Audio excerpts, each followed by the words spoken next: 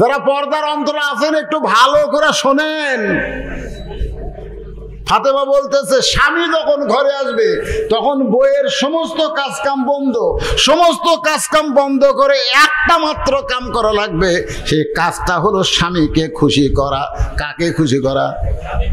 আর আমরা বাড়ির যেতে ভয় করি। আমরা বাড়া থাকি, আরামে থাকি, যখনই বাড়ি যাই তখন চিন্তা করি না জানি কি যুদ্ধ শুরু হয়। এখন কথা লিখি না, ডাকতেছে আদর করে, বইয়ের নাম হলো রহিমা। রহিমা কথা কয় না, ওগো কলিজার টুকরা রহিমা কথা কয় না। আমার ময়না পাখি সোনার টিয়া রহিমা, কি এত ডাকেন কেন? আমার কাম নাই। আল্লাহর ইসলাম বলতেছে স্বামী যদি ডাকে তুমি নফল নামাজের মধ্যে থাকলেও নামাজ বাদ দিয়ে স্বামীর ডাকে উত্তর দেওয়া লাগবে। তুমি যদি নফল নামাজের মধ্যেও থাকো, স্বামী ডাকলে নামাজ বাদ দেয় স্বামীর ডাকের উত্তর দেওয়া লাগবে। শুধু ফরজ ইবাদত যখন করবা তখন স্বামী ডাকলে উত্তর দেওয়া যাবে না।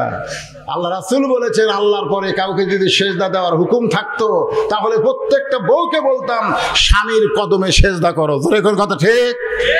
কিন্তু আল্লাহ ছাড়া কাউকে সেজদা করার হুকুম নাই। এই কথার দ্বারা আল্লাহ রাসূল বুঝাইলেন মেয়ে মানুষের কাছে এক নম্বর দামি, আল্লাহর পরই হলো তার স্বামী।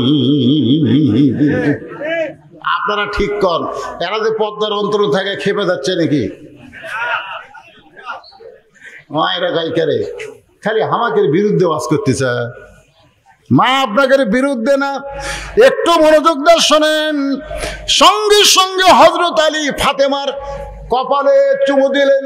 এই যে দুইটা ভুরু আছে, এই দুই ভুরুর মাঝখানে একটা চুমু দিলেন। আল্লাহ রাসূল বলেছেন স্বামী যখন বইয়ের ভুরুর মাঝখানে চুমা দিবে, এই চুমা দেওয়ার সঙ্গে সঙ্গে একটা উমরা হজের সওয়াব আল্লাহ দিয়ে দিবে।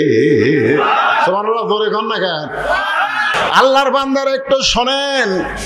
আলী হোসেন হাতে কোরআন শরীফ দিয়া এবার অন্দর মহলে ফাতেমার ঘরের দরজা খুলেছে।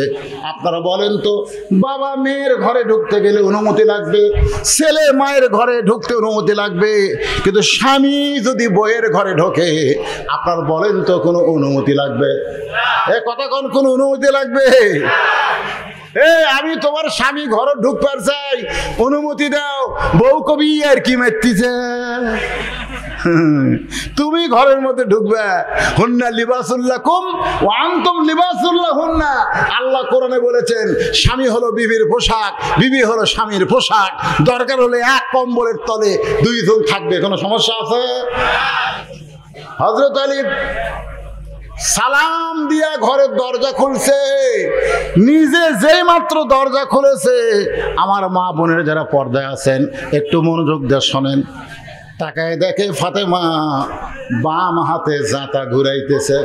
এই ভালো করে খেয়াল করেন, বাম হাতে জাঁতা ঘুরাইতেছে আর ডান হাতে আল্লাহর কোরআন তেলাওয়াত করতেছে। বাম হাতে জাঁতা ঘুরাই আর ডান হাতে আল্লাহর কোরআন তেলাওয়াত করতেছে। এই দৃশ্য দেখার পরে হযরত আলীর চোখ দিয়ে পানি পড়তেছে, মনটা এত খুশি।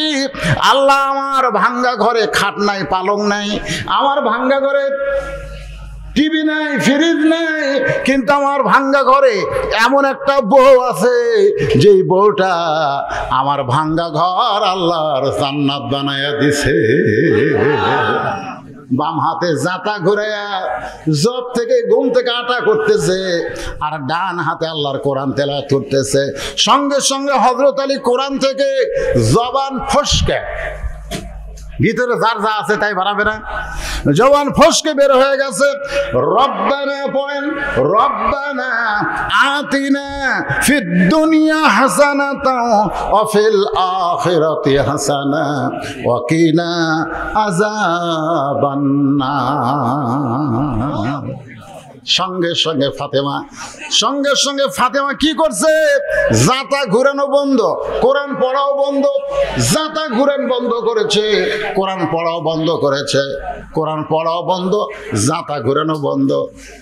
আলীর কাছে এসে দরজায় পায়ের বুড়া আঙ্গুলে ভর দিয়ে স্বামীর কপালে একটা চুমা খাইছে। সুবহানাল্লাহ।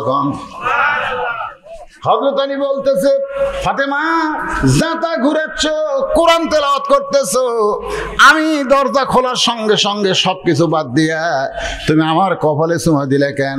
ফাতেমা বলে, স্বামী গো, আপনি কি জানেন না আল্লাহর ইসলাম বলতেছে স্বামী যখন ঘরে আসবে বিবির সমস্ত কাম কাজ তখন হারাম হয়ে যাবে, একটা মাত্র কাজ, স্বামীকে খুশি করা। সুবহানাল্লাহ না কেন? এ মায়েরা, যারা পর্দার অন্তরে আছেন একটু ভালো করে শোনেন। ফাতেমা বলতেছে স্বামী যখন ঘরে আসবে তখন বইয়ের সমস্ত কাজকাম বন্ধ, সমস্ত কাজকাম বন্ধ করে একটা মাত্র কাম করা লাগবে, সেই কাজটা হলো স্বামীকে খুশি করা। কাকে খুশি করা? আর আমরা বাড়ির যেতে ভয় করি, আমরা বাড়া থাকি, আরামে থাকি, যখনই বাড়ি যাই তখন চিন্তা করি না জানি কি যুদ্ধ শুরু হয়। এখন কথা ঠিক না? ডাকতেছে আদর করে, বইয়ের নাম হলো রহিমা। রহিমা কথা কয় না, ওগো কলিজার টুকরা রহিমা কথা কয় না। আমার ময়না পাখি সোনার টিয়া রহিমা, কি এত ডাকেন কেন? আমার কাম নাই। আল্লাহর ইসলাম বলতেছে স্বামী যদি ডাকে তুমি নফল নামাজের মধ্যে থাকলেও নামাজ বাদ দিয়ে স্বামীর ডাকে উত্তর দেওয়া লাগবে। তুমি যদি নফল নামাজের মধ্যেও থাকো, স্বামী ডাকলে নামাজ বাদ দেয় স্বামীর ডাকের উত্তর দেওয়া লাগবে। শুধু ফরজ ইবাদত যখন করবা তখন স্বামী ডাকলে উত্তর দেওয়া যাবে না। আল্লাহ রাসূল বলেছেন আল্লাহর পরে কাউকে যদি সেজদা দেওয়ার হুকুম থাকতো তাহলে প্রত্যেকটা বউকে বলতাম স্বামীর কদমে সেজদা করো। এরকম কথা ঠিক? কিন্তু আল্লাহ ছাড়া কাউকে সেজদা করার হুকুম নাই। এই কথার দ্বারা আল্লাহ রাসূল বুঝাইলেন মেয়ে মানুষের কাছে এক নম্বর দামি, আল্লাহর পরই হলো তার স্বামী। আপনারা ঠিক কর, এরা যে পর্দার অন্তর থেকে খেপে যাচ্ছে নাকি? মায়েরা গায়িকারে খালি হামাকের বিরুদ্ধে ওয়াজ করতেছে। মা আপনাদের বিরুদ্ধে না, একটু মনোযোগ দিয়ে শোনেন। সঙ্গে সঙ্গে হযরত আলী ফাতেমার কপালে চুমু দিলেন। এই যে দুইটা ভুরু আছে, এই দুই ভুরুর মাঝখানে একটা চুমু দিলেন। আল্লাহ রাসূল বলেছেন স্বামী যখন বইয়ের ভুরুর মাঝখানে চুমা দিবে, এই চুমা দেওয়ার সঙ্গে সঙ্গে একটা ওমরা হজের সওয়াব আল্লাহ দিয়ে দিবে। সুবহানাল্লাহ, জোরে কর না কেন? ওমরা করার জন্য সব পাগলা হয়ে গেছে। ওমরা করার জন্য পাগলা। রে পাগলা, 1.5 লাখ টাকা খরচ করে ওমরা করছো, আল্লাহ কবুল করতেও পারে নাও পারে, খালি বইয়ের কপালে চুমা দিলি ওমরা রে। দিছেন সত্যি করে গন্ধ। যারা প্রেমিক প্রেমিকা এরা দিছে, এরা বিয়ে করেনি, ওরা মারতিছে। কিন্তু যারা বিয়ে করছে এরা চুমা দেয়নি। আজকে শুনে নেন, বাড়িতে যাওয়ার পরে বউ যখন দরজা খুলবে সাথে সাথে কপালে একটা চুমা দিবেন। মায়েরা কেবল বলতেছে যাক হুজুর এইবার আসল ওয়াজ করলো, কিন্তু অনেক মায়েরা বলতেছে না রে, ওয়াজ তো করলো কিন্তু আমার স্বামী যে বিড়ি খায় ওই কপালে চুমা দিবার গেলে ওর মুখের গন্ধে তো আমার বমি হবে। জোরে কোন কথা ঠিক কিনা?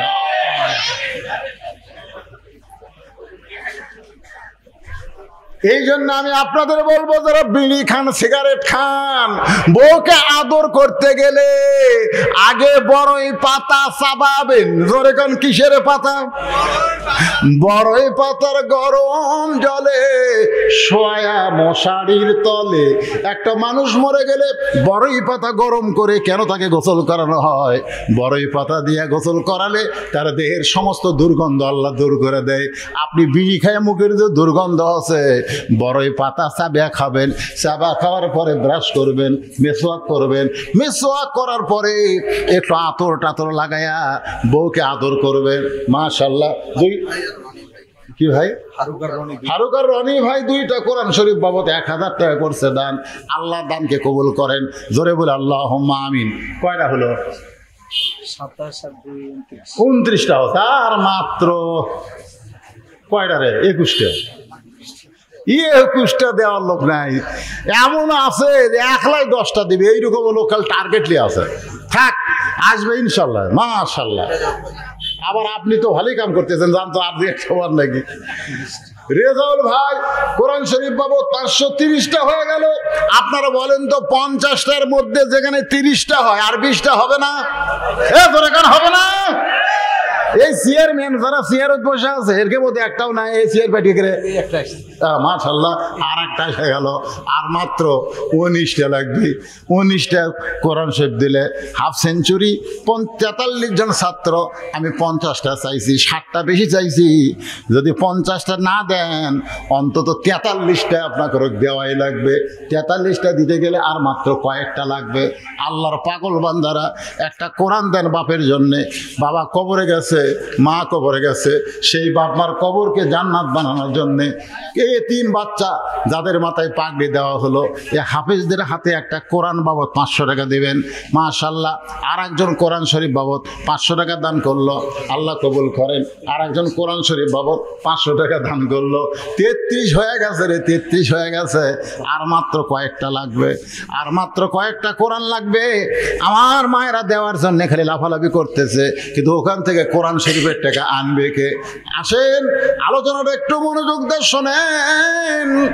ফাতেমা বলতে, স্বামী গো, আপনি তো কোরআন পড়তেছিলেন, আপনি কোরআন পড়তেছিলেন কারণ হযরত আলী কোরআন পড়তেছে, এটা ফাতেমা শুনবার পাচ্ছে। সুবহানাল্লাহ কোন? কারণ পুরুষ মানুষ কোরআন জোরে পড়া যাবে, কিন্তু মেয়ে মানুষ কোরআন শরীফও জোরে পড়া যাবে না। ফাতেমা কোরআন পড়তেছে কিন্তু সাউন্ড করে পড়া যাবে না। মেয়েরা এত আস্তে কোরআন পড়বে নিজের কান পর্যন্ত কোরআনের শব্দ আসবে, পর পুরুষ যেন শুনবার না পায়। মেয়েরা ঘরে কোরআন পড়লে পর পুরুষ যদি শোনে তাহলে মেয়েদের পর্দার খেলাফ হবে। আমার কথা বুঝতে পারলেন? মেয়েরা জোরে কথা বলা যাবে, কোরআন শরীফে জোরে পড়া যাবে না। এই ওয়াজ যেই করছি টাঙ্গাইলে, একজন আমার কাছে স্লিপ দিচ্ছে এক মেয়ে মানুষ, হুজুর মেয়েরা যদি জোরে কথা বলা জায়েজ না হয় তাহলে প্রধানমন্ত্রী জাতির উদ্দেশ্যে যখন ভাষণ দেয় ওটা শোনা কি? কথাটা বুঝতে বলেন? আমি বলছি মেয়েদের জোরে কথা বলা জায়েজ নাই। এক মেয়ে আমার স্লিপ দিয়ে বলতেছে যে বর্তমান বাংলাদেশের প্রধানমন্ত্রী তো নারী, তো প্রধানমন্ত্রী যখন জাতির উদ্দেশ্যে ভাষণ দেয় এটা শোনা কি? আমি এখন যদি বলি শোনা, তাহলে আমাকে আর বাড়িতে আসা লাগবে না, টাঙ্গাইল থানা ঢোকা লাগবে। জোরে কোনো কথা ঠিক না? আমি ওই প্রশ্ন দেখে চিন্তা করলাম এটি ডাইরেক্ট মারা যাবে না, এটি অ্যাঙ্গেলে কাম করা লাগবে। জোরে কোনো কথা ঠিক না? কারণ এটি যদি ডাইরেক্ট বলি প্রধানমন্ত্রীর ভাষণ শোনাও হারাম, তাহলে আমাকে বাড়িতে এসে দিবে, ধরে থানা তুলবে। আল্লাহর বান্দার আল্লাহ কোরআনে বলেছেন, ওয়াকরনা ফি বুয়ুতিকুন্না ওয়ালা তাবাররাজনা তাবাররুজাল জাহিলিয়াতিল উলা। আল্লাহু আকবার। আপনারা কোরআন শরীফ তেলাওয়াত শুনলে আল্লাহু আকবার করেন না কেন?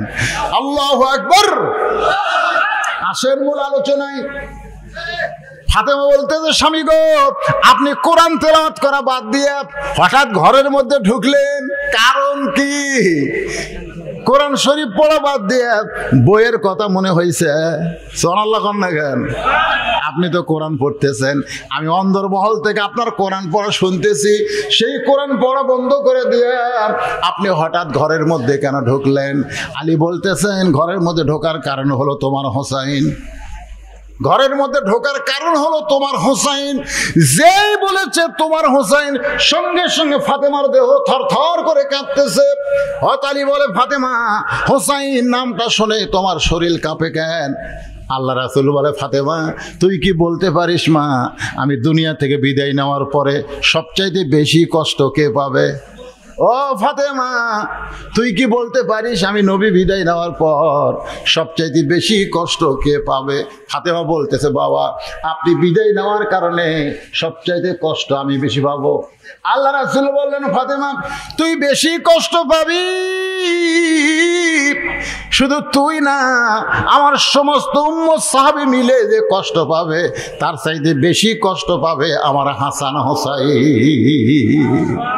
রাসূল বললেন, ফাতেমা আমি দুনিয়া থেকে বিদায় নেওয়ার কিছুদিন পরেই তো তুই দুনিয়া থেকে চলে যাবি মা, তুই হাসানকে নিয়ে কোনো টেনশন করিস না। হাসান হলো অবিকল, আমি নবীর মতো। এখন সুবহানাল্লাহ, হাসান হলো অবিকল আল্লাহ নবীর মতো। এত ধৈর্য আল্লাহ হাসানকে দিয়েছে। নবী বললেন, হোসেন একটু জেদিব, এই হোসেনকে একটু সামলাবি। যে আলী বলেছেন হোসেন, সঙ্গে সঙ্গে ফাতেমা কাঁদতেছে। হোসেন এমন কি অপরাধ করলো? বলে কোনো অপরাধ করে নাই, কতগুলো মেয়ে মানুষ দরজার দাঁড়িয়ে আছে, ওই মেয়ে মানুষগুলো তোমার সঙ্গে দেখা করবার চাই। হোসাইন দৌড়ে এসে দরজা খোলে, তোমার কাছ থেকে দরজা খোলার অনুমতি নিবে, কিন্তু আমি হোসাইনকে আটকায় দিয়ে, হোসেনের হাতে কোরআন শরীফ দিয়ে এখন আমি নিজে তোমার ঘরের মধ্যে ঢুকেছি। ফাতেমা আল্লাহর শুকরিয়া আদায় করে বলতেছে, ওই বাবা মাই হলো সবচাইতে বড় ভাগ্যবান, যার মাসুম বাচ্চার হাতে থাকবে আল্লাহর কোরআন। দেখেন না, সুবহানাল্লাহ। ফাতেমা বলতেছে, ওই বাবা মা হলো সবচাইতে বড় ভাগ্যবান, যার মাসুম বাচ্চার হাতে থাকবে আল্লাহর কোরআন। আলী বলতে তো, ফাতেমা দরজার মেয়েরা তোমার সঙ্গে দেখা করবে, মেয়েরা তোমার সঙ্গে দেখা করবে, এখন তুমি অনুমতি দাও। দরজা কি আমি খুলে আর অনুমতি হুকুম দিব নাকি? মেয়েরা তোমার সঙ্গে দেখা করবে, তুমি কি দরজা খুলে তার সঙ্গে দেখা করবা? ফাতেমা মুচকি মুচকি হাসের বলে, স্বামী গো, মেয়েদের সঙ্গে দেখা করতে আমার কোনো আপত্তি নাই, কিন্তু আপনাকে কষ্ট করে পর্দার ব্যবস্থা করা লাগবে। মেয়েদের সঙ্গে আমার দেখা করতে কোনো আপত্তি, জোরে কোনো আপত্তি, কিন্তু আপনাকে কষ্ট করে পর্দার ব্যবস্থা করা লাগবে। হযরত আলী মুচকি মুচকি হাসের বলে, ফাতেমা মেয়েরা মেয়ের সঙ্গে দেখা করতে পর্দা লাগে না। ফাতেমা বলতেছে, আপনি জ্ঞানের সম্রাট হবার পারেন, কিন্তু পর্দা বিষয়ে আমার চাইতে আপনি কম জানেন। আপনি জ্ঞানের সম্রাট, আলী কিন্তু জ্ঞানের সম্রাট। ধরে কেন, কিসের সম্রাট? বীরের সম্রাট, বীরের সম্রাট, জ্ঞানের সম্রাট। সব দিক দিয়ে আলী হচ্ছেন গোল্ডেন এ প্লাস। সন্তান দুইটা, জান্নাতি যুবকদের সর্দার, বউ একটা, জান্নাতি নারীদের নেত্রী। আসাদুল্লাহিল গালিব, বিশাল ডিগ্রি, কাররামাল্লাহু ওয়াজহু। যে দিকে যাবেন আলীকে আল্লাহ গোল্ডেন এ প্লাস দান করেছে। সুবহানাল্লাহ। ফাতেমা বলে, স্বামী গো, আপনি হলেন জ্ঞানের সম্রাট, আপনি বেশি জানেন, কিন্তু পর্দা বিষয়ে আমার চাইতে আপনি কম জানেন। আলী বলতে, ফাতেমা তাহলে পর্দা বিষয়ে তুই আমার চাইতে কি বেশি জানো? আমার মায়ের একটু মনোযোগ দিয়ে শোনেন। ফাতেমা বলে, স্বামী গো, যে কয়টা মেয়ে দরজায় দাঁড়িয়ে আছে আপনি কি তাদের চেনেন? মারাত্মক প্রশ্ন করছে, কিন্তু আপনার প্রশ্নটা খেয়াল করেননি। ফাতেমা হযরত আলীকে বলতেছে, যে কয়টা মেয়ে দরজায় দাঁড়িয়ে আছে আপনি কি তাদের চেনেন? আপনারা বলেন তো, এই প্রশ্নের মধ্যে মান নাই? আমি ধরা গেছি একদিন, আমার বউকে বলতেছে, আমার চাচাতো ভাই বিয়ে করছে, আমার চাচাতো ভাই, আপন চাচার ছেলে, চাচাতো ভাই বিয়ে করছে, বউটা খুব সুন্দরী। আর বউকে বলতেছি, বউটা ভালোই সুন্দরী। আমার বউ বলতেছে, আপনি কবে থেকে লুচ্চা হলেন? তা আমি কইলাম, এখানে লুচ্চার কি? বলে, একজন আলেম মানুষ, আপনার চাচাতো ভাইয়ের বউ সুন্দরী, আপনি দেখলেন কেমনে? আল্লাহ কোরআনে বলেছে, কুল্লিল মুমিনিনা ইয়াগুদ্দু মিন আবসারিহিম, যারা মুমিন হবে তাদের নজর নিচের দিকে থাকবে। আপনি নিজের বউ দেখা বাদ দিয়ে ভাইয়ের বউ দেখেন কেন? মারাত্মক কথা না? তো এখন ফাতেমা বলতেছে, যে কয়টা মেয়ে দরজায় দাঁড়িয়ে আছে আপনি কি তাদের জানেন? এটা যদি বলতো তাহলে কেমন কঠিন প্রশ্ন হতো না। প্রশ্ন করেছে, আপনি কি তাদের চেনেন? আলী চোখের পানি বের করে বলে, ফাতেমা এই দুনিয়াতে একজন মেয়েকে আমি মাত্র চিনি, সে হলো আমার হাসান হোসাইনের মা। ফাতেমা বলে, তাহলে যে কয়টা মেয়ে আমার সঙ্গে দেখা করবে তাদের মধ্যে একজন যদি বেপরদা নারী থাকে, মনে করেন সব মেয়েরা, যে কয়টা মেয়ে আছে দরজার, ফাতেমার সাথে দেখা করে সবাই পর্দা নিচ্ছে, কিন্তু একটা যদি বেপরদা থাকে, কয়টা? বেপরদা নারী যারা শয়তানের যানবাহন তারা। আমি যে বলবো বেপরদা নারী যারা, আপনারা বলবেন শয়তানের যানবাহন তারা। বলতে পারবেন না ভাইজান? আপনাকে এই নলডাঙ্গার মধ্যে শয়তান আসে নারীর মাধ্যমে। ধরে এখন কার মাধ্যমে? জান্নাতে শয়তান ঢুকছে কার মাধ্যমে? নারীর মাধ্যমে। বেপরদা, ওই গাছের দিকে যাওয়ার কি দরকার? পর্দা হলো ওই গাছ ছাইড়ে থাকা লাগবে, আর বেপর্দা হলো গাছের দিকে তাকান লাগবে। কথাটা বুঝলেন না? তো এখন বেপর্দা নারী যারা শয়তানের যানবাহন, তারা ফাতেমা বলে, স্বামী গো, যে কয়টা মেয়ে আমার সঙ্গে দেখা করবার চাই তাদের মধ্যে একজন যদি বেপর্দা নারী থাকে, আর ওই বেপর্দা নারী মানে পর পুরুষের কাছে গিয়ে যদি বলে ফাতেমার চোখের সাইজ এইরকম, ফাতেমার নাকের সাইজ এইরকম, ফাতেমার মুখের সাইজ এরকম, ফাতেমার গায়ের রং এরকম, এই কথা যদি পর পুরুষের কাছে বলে, তাহলে আপনি বলেন আপনার বউ পর্দার মধ্যে থাকে আপনার কি লাভ হলো? কারণ মারা শোনেন, ফাতেমা হল একজন পর্দানিশী নারী, এমন পর্দানিশী সবসময় আল্লাহকে বলতো, আল্লাহ পর্দার মধ্যে আমার মৃত্যু দিও। রাতের অন্ধকারে ফাতেমার মৃত্যু হলো, রাতের অন্ধকারেই তাকে দাফন করা হলো। হযরত আলী দাফন করার পরে আল্লাহকে বলতেছে, আল্লাহ দুনিয়ার জীবনে কিছুই করতে পারি নাই, তোমার নবীর কলিজার টুকরা ফাতেমাকে আমি তেমন সুখ শান্তি দিবার পারি নাই, আল্লাহ ফাতেমারে কবুল করো। এই কথা বলে তাকায় দেখে সামনে কয়েকটা পুরাতন কবর, এইমাত্র ফাতেমাকে কবর দিল, সেই কবর আর নাই, খালি পুরাতন কবর দেখা যায়। আলী চিৎকার করে বলে, ফাতেমার কবর, ফাতেমার কবর। কে যেন বলতেছে, আলী ফাতেমা পর্দানিশী, আমি আল্লাহ জোহরা ডিগ্রি দিয়া ফাতেমার কবরটাকেও কিয়ামত পর্যন্ত পর্দা করে দিয়েছি। আমার মায়েরা যারা পর্দার অন্তরালে বসে আছেন, পুরুষের জন্য 1 নম্বর হলো নামাজ, আর নারীদের জন্য 1 নম্বর হলো পর্দা। ও আমিলুস সলিহার পরে 3 নম্বর বিষয় হলো ওয়াতাওয়াসাউ বিল হক। ওয়াতাওয়াসাউ বিল হক, হক কথা বলতে হবে, হক পথে চলতে হবে। হকের পথে যখন আপনি চলবেন, তখন আল্লাহ আপনাকে নানা ধরনের পরীক্ষা করবে। আল্লাহ বলেছেন, ওয়ালা নাবলুওয়ান্নাকুম বিশাইয়্যিম মিনাল খাউফি ওয়াল জুই ওয়া নাকসিম মিনাল আমওয়ালি ওয়াল আনফুসি ওয়াস সামারাতি ওয়া বাশশিরিস সাবিরিন। হক হক বোঝেন, এটা একটা যুক্তি দিয়ে বোঝায়, এটা কোরআন হাদিস না, একটা যুক্তি, একটা যুক্তি, বোঝেন না? অনেক সময় যুক্তি দেয় না মানুষ, তো একটা যুক্তি দিচ্ছি। হাজার হাজার মানুষ এক জায়গায় বসে আছে, বসে তাকে খাওয়া দাওয়া করতেছে। কি করতেছে? খাওয়া দাওয়া করতেছে। সাইড দিয়ে একটা লোক যাচ্ছে আর বলতেছে, মানুষ নাই রে, মানুষ নাই রে। তো যারা খাওয়া দাওয়া করতেছে তারা সবাই হাসতেছে, হাসতেছে। পাগল, ওই পাগল না হলেই কথা কয় মানুষ নাই, তো আমরা কি? অথচ কয় মানুষ নাই রে, মানুষ নাই। তখন একজনের কথার খুব গুরুত্বপূর্ণ, কয় কে রে, মানুষ নাই, তাহলে আমি কি রে? আস্তে করে উঠে দেয়, পাগল ধরছে, ধরে বলতেছে, কে রে পাগলা, এই মানুষ নাই তো আমরা কি? মানুষ নাই তো আমরা কি? কই সবাই তো খাওয়া দাওয়া করতেছে, তুই উঠলি কেন? বলে কথাটা আমার খুব অন্তরে লাগছে, আমি তোর কাছে জানতে চাই। বলে জানবি না দেখবি? তুই মানুষ নাই এটা জানবি না দেখবি? তা আপনারা বলেন তো, জানা ভালো না দেখা ভালো? দেখা ভালো না? আজকে মানুষ নাই রে আমি যদি বলি বাংলাদেশে মানুষ নাই রে, তখন আপনারা খেপে যাবেন, হুজুর মানুষ নাই দেখান তো। তাহলে কেন বলতেছে কুত্তার বাচ্চা ফুটফুটে সুন্দর? চিন্তা করে দেখে। তো এখন সাইডে যে বলতেছে দেখ, তাকায় দেখে 15-20 জন মানুষ, আর বাদ বাকি সব শিয়াল কুত্তে। মানুষই শিয়াল কুত্তের রূপে খাওয়া দাওয়া করতেছে। বলে ভাই কি দেখলাম?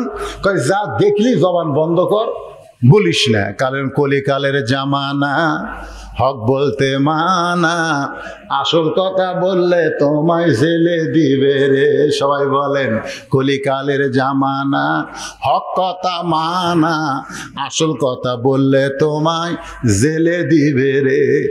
এরপরে হক কথা বলতে হবে, ওয়াতাওয়াসাউ বিল হক, হকের দাওয়াত দেওয়া লাগবে। আমাদের হক পথে থাকতে হবে, কষ্ট হবে, বিপদ হবে, মুসিবত হবে। আল্লাহ বলেছেন এর মধ্যেও লাস্টে বলতেছে ওয়াতাওয়াসাউ বিস সবর, আয়াতের মধ্যেও বলেছেন ওয়াবাশশিরিস সাবিরিন। জোরে কোন কথা ঠিক কিনা? হক পথে থাকতে গেলে কষ্ট আসলে আপনাকে ধৈর্য ধারণের কথা বলতেছে। সূরা আসরের শেষ পয়েন্টটা একটু মনোযোগ দিয়ে শোনেন। বিয়ে হয়েছে, মেয়েটার কোনোদিন বাচ্চা হয় নাই, এবার প্রথম বাচ্চা হবে। প্রথম বাচ্চা হবে, আপনি বলেন তো ও কি প্রসব বেদনার খবর জানে? জানে? প্রসব বেদনা যখন শুরু হয়েছে, আমি আমার বউকে বলছি যে তোমার যখন প্রসব বেদনা শুরু হয়, বেদনাটা কিভাবে হয়? আমার বউ কয়, আপনি স্বামী হইয়া প্রসব বেদনার খবর শুনে কি করবেন? আমি কইলাম ওয়াজ করা লাগবে, ওয়াজ করা লাগবে। আমি মানুষের বউয়ের কাছে তো শুনবার পারবো না, তুই আমার বউ, আমাকে বল। আমার বউ বল, স্বামী গো, প্রসব বেদনা বাচ্চা নিজ দিক দিয়ে প্রসব হয়, কিন্তু বেদনা ওঠে কলিজার দিকে। জোরে কর, কোন দিকে? কলিজার দিকে। এসে কলিজা কেমন ভাবে খামসা দিয়া ধরে, চিৎকার করে বলে, মরে যাবো, বিষ খাবো, গলার দড়ি দিব, এই জীবন রাখবো না। প্রথম প্রসব বেদনায় চিৎকার করে যখন বলতেছে, দাদি নানি দৌড়ে এসে দরজা বন্ধ করে দিয়ে শোয়া দেয়। শোয়া দিয়া নরম কাপড় ঠান্ডা পানির মধ্যে চুবড়াইয়া কপালে দিয়া কয়, ধৈর্য ধর, অতা সবিস সবর, ধৈর্য ধর, ধৈর্য ধর, মাও হবি, মাও হবি। আর এই কষ্ট সহ্য করতে পারবি না, ধৈর্য ধর, মায়ের পায়ের তলে সন্তানের জান্নাত। জোরে গান সুবহানাল্লাহ। মা হবি, ধৈর্য ধর, ধৈর্য ধর। এখন দাদি নানির কথা কলিজা ছেড়ে যাচ্ছে, তারপরও দাঁতের ওপর দাঁত দিয়ে ধৈর্য ধরতেছে। এমন ধৈর্য ধরছে, কান্দন আসতেছে, চোখ দিয়ে পানি পড়তেছে, কিন্তু জবান আর খুলতেছে না, কারণ ধৈর্য ধরেছে। কিছুক্ষণ পরে করে একটা বাচ্চার সাউন্ড পাওয়া গেল, মা বেহুশ হয়ে গেছে। বাচ্চাকে গোসল করাইয়া ওই বাচ্চা এনে যখন মায়ের বুকের উপরে দেয়, মা কিন্তু বেহুশ হয়েছিল বাচ্চা হওয়ার সময়, কিন্তু বাচ্চাকে গোসল করে যখন মায়ের বুকে দেয়, মা হুঁশ ফিরে পায়া বাচ্চাকে জিব্বা বের করে বাচ্চার মুখে ঠেকায়। দাদি নানি তিরস্কার করে বলে, লাত্তি মার, এক লাত্তি মার। বের হওয়ার সময় তোর এত কষ্ট দিচ্ছে, তুই না গলার দড়ি দিবার চালি, বিষ খাবার চালি, আবার তাকে চুয়া দিচ্ছিস কেন? মা কান্দের বলে, দাদি, কষ্ট সহ্য করার পর এত বড় নিয়ামত, এত বড় শান্তি আমি আগে বুঝতে পারি নাই। আজকে বাংলাদেশে হক পথে থাকার কারণে প্রসব বেদনার মতন যারা কষ্ট পাচ্ছেন, একটু ধৈর্য ধরেন, একটু দাঁতের উপর দাঁত দিয়ে থাকেন। মা যেমন সন্তান বুকে পাইয়া সব কষ্ট ভুলে যায়, একদিন কোরআনের শুধু ওয়াজ হবে না, কোরআনের বিজয় বাংলার জমিনে হবে, সেদিন আর আল্লাহওয়ালারা কষ্ট থাকবে না। তিনবার বললেন নাই। এখানে অসংখ্য ফেরেশতা আল্লাহকে বলবে, আল্লাহ তোমার বান্দারা বলল কোরআনে সন্দেহ নাই, ধোঁকা নাই, গোজামিল নাই। যারা তিনবার নাই নাই কইল, তাদের রেজাল্ট কি?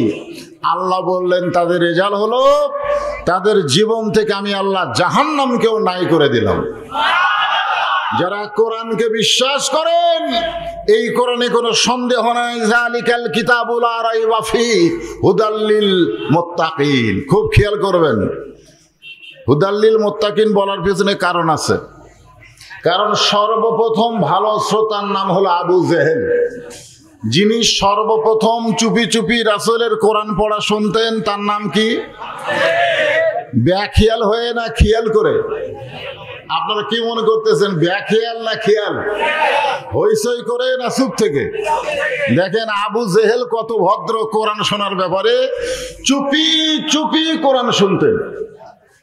সকালবেলায় সে মিটিংয়ের মধ্যে বলতেন, এত সুন্দর কোরআনের বাণী, রাতটা কোন দিক দিয়ে গেল আমি বুঝবারই পারিনি।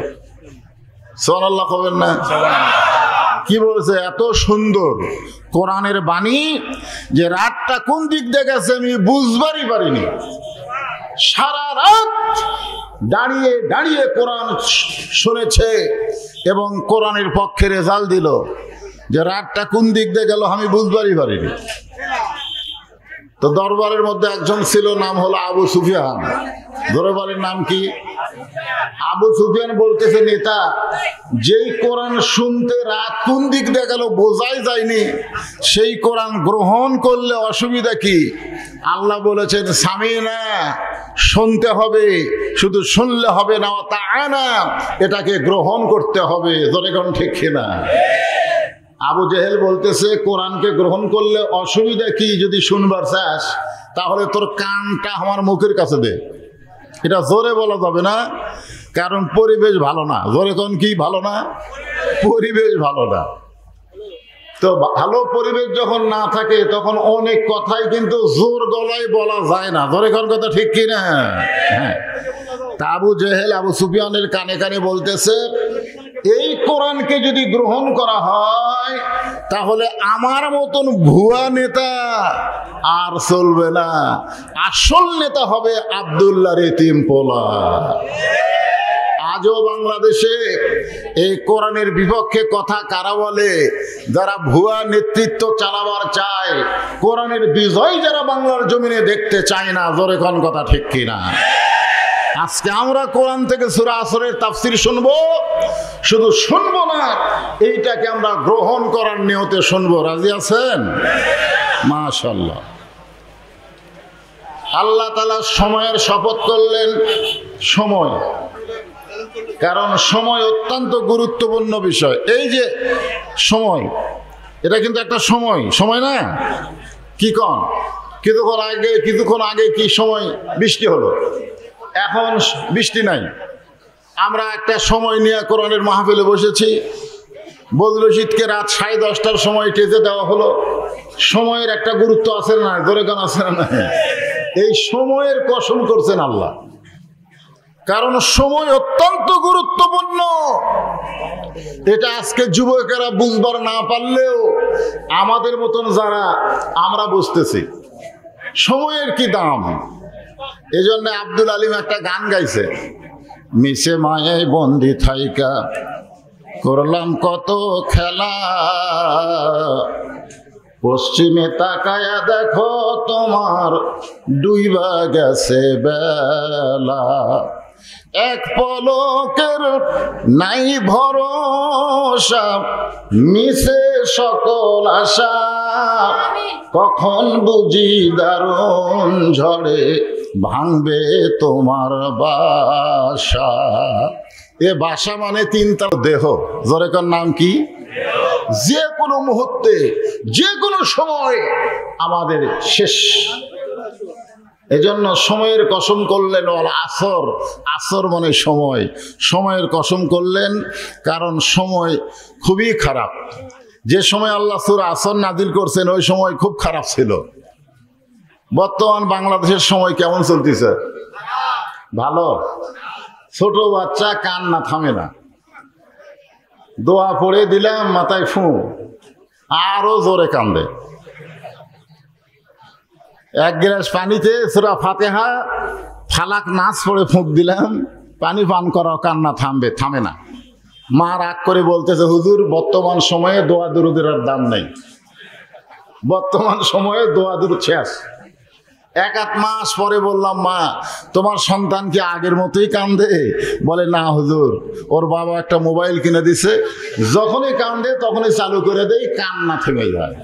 বর্তমান সময়ে দোয়া দরুদ দিয়ে বাচ্চার কান্না থামে না, মোবাইল চালু করে কান্না থামাতে হয়। জোরে কোন কথা ঠিক কিনা? যে সময়ে বাচ্চারা মোবাইল দেখে আর খায়, বাচ্চারা খাবার চায় না, মোবাইল চালু করে দিলে তারপরে খায়। ওই খেলার দিকে ব্যস্ত হয়ে যায়, এদিকে ওর মা মুখর দেয়, পক পক করে খায়। ধরে কোন কথা ঠিক কিনা? আপনারা বলেন সময় খুব ভালো। যে সময় যুবকেরা 4G মোবাইল পাইয়া এমন ভাবে ফ্রি ফায়ার পাবজি নিয়ে ব্যস্ত হয়ে গেছে, সেই সময় স্বয়ং জিবরাইল এসেও যদি ওয়াজ করে, যুবকদেরকে ভালো করা যাবে না, আমার মতন বক্তার ওয়াজ দেখেছি হবে না। এই সোনার যুবক নষ্ট হয়ে গেল। এই সময়ে যেন ছেলেগুলো আবার ভালো হয়, সে আলোচনা কোরআনের মাহফিলে করার দরকার আছে না নাই? দরকার আছে না নাই? আমি বুড়াগুলোর চিন্তা করি না, কারণ মানুষ যখন বুড়া হয়ে যায় তখন তার চাকরি পেনশন পায়। জোরে কোন কথা ঠিক কিনা? তুমি যতই ডিগ্রিধারী হও, তোমার আর চাকরি নাই, কারণ তোমার চোখের পাওয়ার কমে গেছে, তোমার কানের পাওয়ার কমে গেছে, তোমার মাথার বল কমে গেছে, তোমার এখন চাকরি শেষ। এখন সেই বুড়ো বয়সে যায় যদি চাকরি করবার চায়, আপনারা বলেন চাকরি হবে? এই জন্য হাসরের ময়দান আল্লাহ বলবেন, তোমার শৈশবকাল বুড়াকালের হিসাব আমি আল্লাহ চাই না, শুধু যৌবনকালের হিসাব দিয়া জান্নাতে যাও। তাই যুবকদেরকে লক্ষ্য করে বলবো, এই যৌবনের সময়টা আমরা কি করতেছি, আল্লাহ কেন সময়ের কসম করলেন, আমাদের একটু ভাবা দরকার আছে না নাই? দরকার আছে না নাই? এই জন্য আল্লাহ বললেন সময়ের কসম। ইন্নাল ইনসানা লাফি খুসর, ইন্না মানে নিশ্চয়, লাফি মানে ভিতরে, খুসরুন মানে ক্ষতি, আর ইনসান মানে মানুষ। নিশ্চয় মানুষগুলো ক্ষতির ভিতরে। শাব্দিক অর্থ আগে শোনেন, তাফসীর শোনার আগে আগে শাব্দিক অর্থ শোনা লাগবে। ইন্না মানে কি? নিশ্চয়। ইন্না মানে কি? নিশ্চয়। ইনসান মানে মানুষ। কি মানুষ? সব মানুষ, নারী বলেন পুরুষ বলেন। মানুষের মধ্যে নারী পুরুষ আছে না নাই? পুরুষ মানুষ, মেয়ে মানুষ, জোরে কোন ঠিক কিনা? এতদিন আমরা জানতাম বাংলাদেশে নারী পুরুষ মানুষ, কিন্তু ঝিনাইদহে ওয়াজ করতে যায় দেখি এক হিজড়া চেয়ারম্যান। কি চেয়ারম্যান? হিজড়া চেয়ারম্যান। আমি তখন বুঝলাম যে খালি নারী পুরুষ মানুষ না, হিজড়ারাও মানুষ। জোরে কোন কথা ঠিক কিনা? তো সমস্ত মানুষকে লক্ষ্য করে আল্লাহ বলতেছেন, ইন্নাল ইনসানা নিশ্চয় মানুষ, লাফি মানে ভিতরে, খুসরুন মানে ক্ষতি। নিশ্চয় মানুষগুলো ক্ষতির ভিতরে। অথচ আল্লাহ তাআলা মানুষকে সর্ব উত্তম আকৃতি দিয়া সৃষ্টি করেছে। জোরে কোন ঠিক কিনা?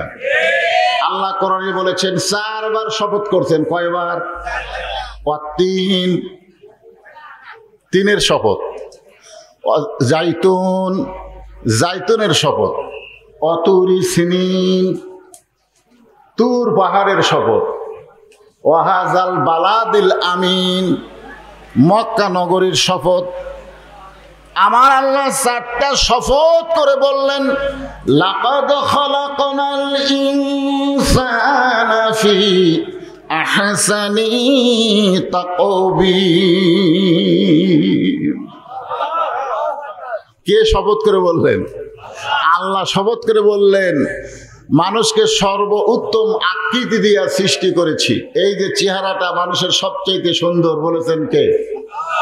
অথচ বাংলাদেশের এক গায়ক বললেন, কুত্তার বাচ্চা ফুটফুটা সুন্দর। আচ্ছা, সুন্দর কি কুত্তার বাচ্চারা মানুষ? কথা কন না কেন? আমি চিন্তা করলাম, এই কি মানুষের জন্ম নাকি? এই মানুষের বাচ্চা ফুটফুটে সুন্দর না বলে ও বলতেছে কুকুরের বাচ্চা ফুটফুটে সুন্দর। আমি গানের প্রথম লাইন শোনার সঙ্গে সঙ্গে আমার খুব রাগ ধরে গেল যে কুকুরের বাচ্চা ফুটফুটে সুন্দর কেমনে হয়। এরপরে যখন বলতেছে ডাল চোর, গম চোর, মানে সমস্ত চোরকে লক্ষ্য করে বলতেছে, যত চুরি আছে সব চোরকে লক্ষ্য করে যখন বলতেছে, তখন আমার মনে হলো ওর কথা ঠিকই আছে। কারণ আল্লাহ বলেছেন,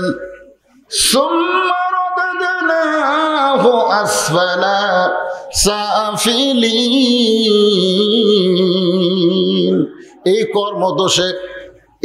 কর্মদোষে মানুষেরা কুকুরের চাইতে, শুকুরের চাইতেও, পশুর চাইতেও জঘন্য হয়ে যাবে। এই বাংলাদেশে যারা চুরি করে, দুর্নীতি করে, বাটপারি করে, ওরা নামে মানুষ, কিন্তু পশুর চাইতেও এরা জঘন্য। জোরে কোন কথা ঠিক কিনা? এই কথা কি আমার না আল্লাহর? অথচ আমরা গান শুনছি, আদর করে মানুষ আল্লাহ বানায়া কেমনে দিবেন ক্ষতির মধ্যে ফেলিয়া। আমাদেরকে এত আদর করে আল্লাহ তৈরি করেছেন বিশেষ করে আমাদের বাবা আদম আলাইহিস সালামকে আল্লাহ তাআলা নিজের হাতে তৈরি করছে। তোরে কোন সুবহানাল্লাহ। এই যে আসমান, জমিন, চন্দ্র, সূর্য, তারকা যা দেখতেছেন এগুলো কিন্তু আল্লাহ হাত দিয়ে তৈরি করে নাই। এগুলো শুধু বলেছে কোন, সঙ্গে সঙ্গে ফায়াকুন। কোন শব্দের অর্থ হলো হও, সঙ্গে সঙ্গে হয়ে গেছে। সুবহানাল্লাহ। কিন্তু আমাদের আদিবিদ আদমকে আল্লাহ কুন ফায়াকুন শব্দ দিয়ে সৃষ্টি করে নাই, বরং নিজের কুদরতি হাতে আল্লাহ আদমকে তৈরি করেছে। ধরে কোন সুবহানাল্লাহ। তৈরি করার পরে জায়গা দিলেন কোথায়? এত ভালোবাসে আল্লাহ মানুষকে যে তৈরি করে জায়গা দিলেন জান্নাতে। ধরে কোন কি? জান্নাত। মাশাআল্লাহ। আমাদের বাবা আদমকে আল্লাহ তৈরি করে জান্নাতে জায়গা দিলেন। জান্নাতে যাওয়ার পরে আদম আলাইহিস সালামের ভিতরে একটা ব্যারাম, সে ব্যারামটা হলো খালি ছটফট করে, ছটফট। ব্যারামের নাম কি? একা একা কেন ভালো লাগে না, একটা গান আছে না নাই? কোনো কাজে মন যেন বসে না, আমার কি হতে কি হয়ে গেল, আমি নিজেও তো কিছু বুঝি না। আল্লাহু আলিমুম বিজাতিস সুদূর। আল্লাহ কয় আদম তুই না বুঝলেও আমি বুঝি। জোরে কোন সুবহানাল্লাহ। তোর একলা একলা ভালো লাগতেছে না, তোকে ভালো লাগার বুদ্ধি করতেছি। সর্বপ্রথম আল্লাহ তাআলা জান্নাতের মধ্যে আদম আলাইহিস সালামকে ঘুম দিলেন। কারণ জান্নাত ঘুমানোর জায়গা না, জান্নাত শুধুমাত্র নিয়ামতে ভরপুর। জোরে বলেন সুবহানাল্লাহ। ঘুম তো হলো আমাদের হায়াতের একটা নষ্ট সময়। জোরে কোন ঠিক কিনা? আপনি যতক্ষণ ঘুমান ওই সময়টাকে আপনার কাজে লাগে না, কিন্তু ঘুমাতে হবে। নাওমাকুম সুবাতে আল্লাহ বলেছেন ঘুম তোমাদের জন্য শান্তির একটা নিয়ামত। সারাদিন কাজ কাম করে তোমাদের দেহের যে ক্ষতি হয়ে গেল। একবার ওমর ফারুক আল্লাহ রাসূলকে প্রশ্ন করছিল, ইয়া রাসূলুল্লাহ, 3 ওয়াক্ত নামাজ খুব তাড়াতাড়ি, কয় ওয়াক্ত? 3 ওয়াক্ত নামাজ, এই আসর, মাগরিব, এশা, খালি তাড়াতাড়ি, এক নামাজ শেষ না হতে আরেক নামাজ।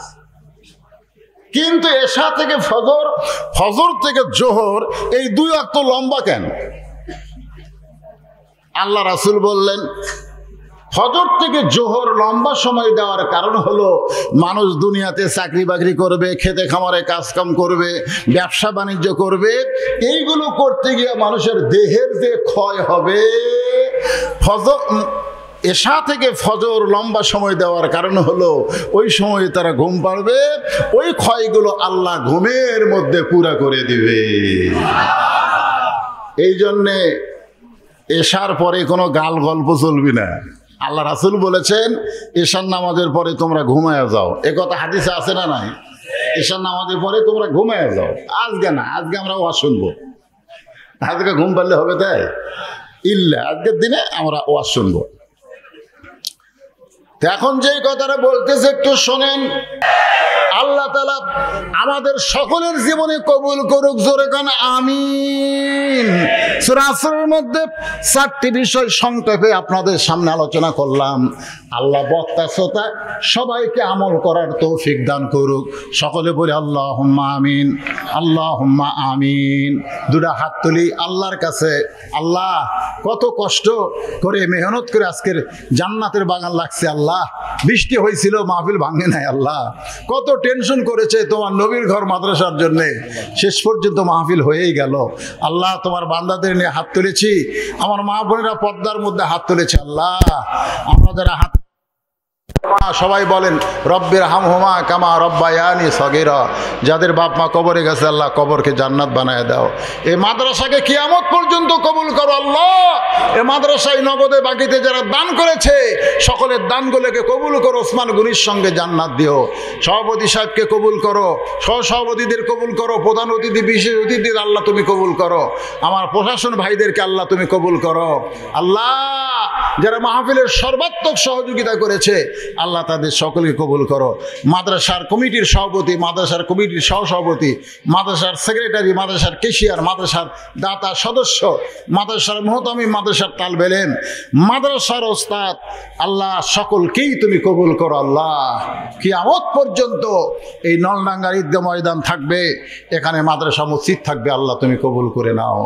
সুবহান রাব্বিকা রব্বিল ইজ্জাতি আম্মা ইয়াসিফুন ওয়া সালামুন আলাল মুরসালিন আলহামদুলিল্লাহি রাব্বিল আলামিন। আসসালামু আলাইকুম। আমি শুভেচ্ছা জ্ঞাপন করছি আজকের এই মাহফিলের সম্মানিত প্রধান অতিথি, গণমানুষের জননেতা, আপনাদের সম্মানিত এমপি জনাব আলহাজ মোহাম্মদ শফিকুল ইসলাম শিমুল, বিশেষ অতিথিবৃন্দ, অনেকের নাম রয়েছে, সকলকেই অন্তরের অন্তঃস্থল থেকে আমি শুভেচ্ছা জ্ঞাপন করছি।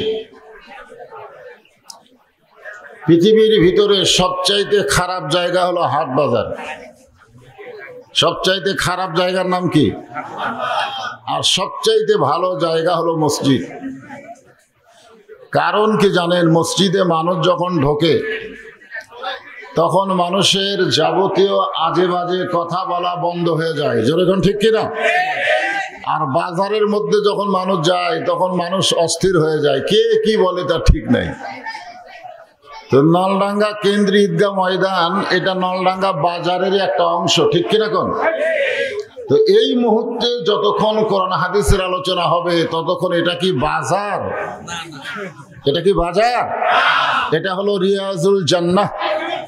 আর রিয়াজুল জান্নার মধ্যে বসে আল ইনসানু আশরাফুল মাখলুকাত, মানুষ হচ্ছে সবচাইতে ভদ্র জাত। সবচাইতে কি ভদ্র জাত। আপনারা, আমি সালাম দিলাম, সালামের উত্তর দেওয়ার পর্যন্ত সময় পাননি, খালি হইচই হইচই করলে হবে? সমাধান হবে? বাংলাদেশের যত কিছুর সমাধান হয়েছে এটা হইচই করে হয়নি, আলোচনার মাধ্যমে হয়েছে। যেরকম ঠিক না? এখনো যারা অযথা হইচই করতেছে, সামনে কিছু ভালো পাওয়ার আশায় কখনোই ভালো পাওয়া যাবে না, আলোচনার মাধ্যমে আদায় করা লাগবে। যেরকম ঠিক কিনা? ক্যামেরার কারণে আপনাদের বক্তা দেখা একটু সমস্যা, কিন্তু বক্তার কথা শুনতে তো কোনো সমস্যা নাই। আছে? নাই। এখানে যারা বসেছেন এই ক্যামেরার কারণে অবশ্যই আমাকে দেখতে একটু সমস্যাই হচ্ছে, যার কারণে তারা হইচই করতেছেন। কতকগুলো আমরা বলি ডাইরেক্ট, আর কতকগুলো হচ্ছে অ্যাঙ্গেল। অ্যাঙ্গেল মানে কি? একটু হেকমত করে। তো যারা দেখতে এখানে বসেছেন একটু হেকমত করি, ফাঁক ফুঁক দিয়ে আমরা দেখেন, হইচই করেন না। আর যারা আশেপাশে মাহফিল তদারকির দায়িত্বে আছেন, আমি মাহফিল ভলেন্টিয়ার ভাইদের বলবো, আপনারা মাহফিলের শৃঙ্খলার দায়িত্ব নেন। পুনরায় যেন মাহফিলে কোনো হইচই না হয়, শান্ত। এদিকে আবার চিল্লাচিল্লি শুরু হলো যেন। এখানে জোরে কথা বলা যাবে না তো, কারণ অসংখ্য রহমতের ফেরেশতা এখানে এসেছে। আপনারা বিশ্বাস করেন? বিশ্বাস করা লাগবে, কারণ ফেরেশতা তো আমরা দেখি না, এটা আমরা বিশ্বাস করি। আমাদের সকলের দুই কাঁধের দুইটা ফেরেশতা আছে না নাই? যখন আছে না নাই? তো কোরআনের মাহফিলে বসে যখন হইচই করতেছেন তখন ফেরেশতারা দুইজন আল্লাহকে বলতেছে, আল্লাহ এই বেয়াদবের আমরা কি লিখবো? এই তো জায়গা বোঝে না, ওই জান্নাতের বাগানকে হাট বাজার মনে করে চিল্লাচিল্লি করতেছে। এখানে অত্যন্ত ভদ্রতা বজায় রেখে আলোচনা শুনতে হবে। আমার সামনে যারা বসে আছেন, যারা দাঁড়িয়ে আছেন জায়গা না পাওয়ার কারণে, অনেকেই জায়গা না পাওয়ার কারণে দাঁড়িয়ে আছেন, এবং যিনারা বসে আছেন সকলকেই অন্তরের অন্তঃস্থল থেকে আমি শুভেচ্ছা জ্ঞাপন করছি। সম্মানিত মায়েরা, পর্দার অন্তরালে বসে যারা আলোচনা শুনতেছেন, আমি তাদেরকেও শ্রদ্ধা জ্ঞাপন করে এই মুহূর্তে জানতে চাচ্ছি, নলডাঙ্গার মানুষ আপনারা কেমন আছেন? আলহামদুলিল্লাহি রাব্বিল আলামিন। আমি যখন আসতেছিলাম শেরকুল বাজার পার হওয়ার পরে এত জোরে বৃষ্টি শুরু হলো, আমার ড্রাইভার গ্লাস দিয়ে সামনে দেখতে পায় না, হুইপার চালায় চালায় আসতে হলো। এনাদেরকে জিজ্ঞাসা করা হলো বৃষ্টি হচ্ছে কিনা, বলে না। এরপরই মুষলধারে বৃষ্টি হয়ে গেছে, মনেই হচ্ছিল না যে আজকের মাহফিল হবে, ধরে কোন ঠিক কিনা। এরপরে আল্লাহ তাআলা রহমত করে দয়া করে এই বিশাল মাহফিল কবুল করলেন। আর সেই মাহফিলে যে আল্লাহ আমাদেরকে আসবার মতন, বসবার মতন, কোরআন হাদিসের আলোচনা শুনবার মতন তৌফিক দান করলেন, আমরা সে আল্লাহর উপরে খুশি না বেজার? তাহলে জবান খুলে সমস্বরে সকলে বলবো রব্বানা লাকাল হামদ হামদান কাসীরান তাইয়িবান মুবারাকান ফীহি। আমরা প্রশংসা করলাম কার? কেন করলাম? এই কারণেই আমরা আল্লাহর প্রশংসা বেশি বেশি করব। ভাগ্য গুণে আমরা আল্লাহ পেয়েছি, জোরে কোন কি পেয়েছি? যদি হিন্দুদের ঘরে জন্ম নিতাম আমরা কি আল্লাহ পেতাম? যদি ইহুদি খ্রিস্টানদের ঘরে আমাদের জন্ম হতো আমরা কি আল্লাহ পেতাম? আমরা এমন এক আল্লাহ পেয়েছি যিনি হচ্ছেন আল্লাহ, জোরে কোন সুবহানাল্লাহ। কারণ হিন্দুরা বলে ভগবান, ভগবানের ভগবতী আছে, আছে না নাই? কেউ বলে ঈশ্বর, ঈশ্বরের ঈশ্বরী আছে। কেউ বলে গড, গডের গডেস আছে। কিন্তু আমার আল্লাহর লাম ইয়ালিদ ওয়া লাম ইউলাদ, লা ইলাহা ইল্লাল্লাহ, আল্লাহ ছাড়া আর কেহ নাই। আমরা সে আল্লাহ পেয়েছি মুসলমান হওয়ার কারণে। তাহলে মুসলমান হওয়াটা আমাদের ভাগ্যের ব্যাপার, জোরে কোন কিসের ব্যাপার? এই কারণেই আমরা খুশি না বেজার? জবান খুলে বলি আলহামদুলিল্লাহ। আমরা আল্লাহর প্রশংসা করার কারণ হলো আল্লাহ আমাদেরকে এমন একজন নবীর উম্মত হিসাবে কবুল করেছেন, যেই নবীকে বলা হয় শাফিউল মুজলিমিন। যেই নবী ঘোষণা করেছেন আমার একজন উম্মত যতক্ষণ বাহিরে থাকবে আমি রাসূল ততক্ষণ ভিতরে ঢুকবো না। এটা কিসের বাহিরে কিসের ভিতরে বুঝতে পারলেন? হ্যাঁ, যতক্ষণ পর্যন্ত জান্নাতের বাহিরে থাকবে আমি রাসূল ততক্ষণ জান্নাতের ভিতরে প্রবেশ করব না। আমরা ছোটবেলায় একটা গান শুনছিলাম, আছেন আমার মুক্তার, আছেন আমার ব্যারিস্টার, শেষ বিচারের হাইকোর্টেতে তিনি আমায় করবেন পার, আমি পাপী তিনি জামিনদার। শেষ বিচার, ধরে কোন কি বিচার? আপনারা শেষ বিচার বলতে কি সুপ্রিম কোর্ট? বাংলাদেশের সেই বিচার হলো সুপ্রিম কোর্ট, ধরে কোন ঠিক কিনা? আপনার পক্ষে যদি রায় না আসে তাহলে আপনি তখন কি বলেন? এই বাংলাদেশে আমি রায় পেলাম না, তোর বিচার আল্লাহ করবে, ধরে কোন কথা ঠিক কিনা? হ্যাঁ, আসলে শেষ বিচার মানে হাসরের ময়দানে আল্লাহ যখন হাকিম হবেন, আমরা যখন আসামি হব, ওই সময় আমাদের নবী উকিল হয়ে, ব্যারিস্টার হয়ে আমাদেরকে সুপারিশ করে, ওকালতি করে, জামিন করে জান্নাতে পৌঁছায় দিবে। এমন একজন নবীর উম্মত হওয়াতে খুশি না বেজার? তাহলে জবান খুলে আর একবার বলি আলহামদুলিল্লাহ।